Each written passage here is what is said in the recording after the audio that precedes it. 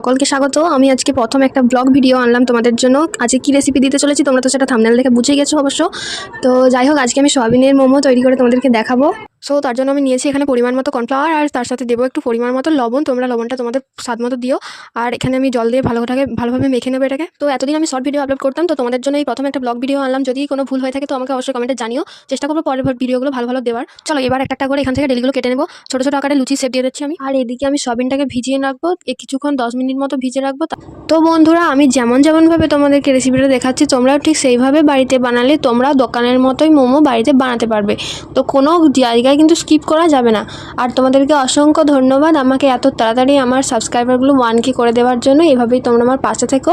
চেষ্টা করবে তোমাদের জন্য ভালো রেসিপি নিয়ে আসার। আর তোমরা চাইলে আমাকে অবশ্যই কমেন্টে জানাতে পারো তোমরা কী রেসিপি দেখতে চাও।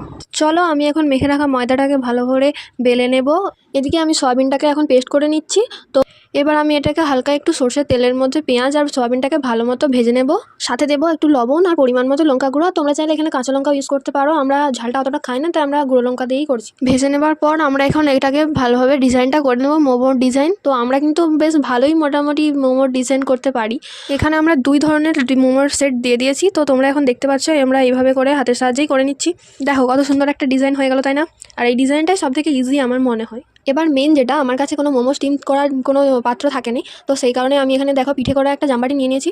এর মধ্যে আমি এখন তেল মাখিয়ে ভাতের হাঁড়ির মুখে দিয়ে দেবো। আমার ভাতের হাঁড়ির নিচে ভাত হবে, ওপরে মোমোগুলো স্টিম হয়ে যাবে। কত সুন্দরভাবে একটা বুদ্ধি দিয়ে দিলাম তোমাদেরকে, তাই না? খুব সহজে তোমরা এটা বাড়িতে বানাতে পারবে। দেখো আমার মোমো এখন পুরোপুরি রেডি। তো দেখতে যতটা সুন্দর, খেতে তার থেকেও অনেক সুন্দর হয়েছে, একদম পারফেক্ট দোকানের মতো। তোমরা চাইলে তোমরাও বাড়িতে এইভাবে একবার বানিয়ে দেখতে পারো। আর ভালো লাগলে আমার চ্যানেলটা অবশ্যই সাবস্ক্রাইব করে দিও নতুন রেসিপি পাওয়ার জন্য। তো চলো, বাই বাই।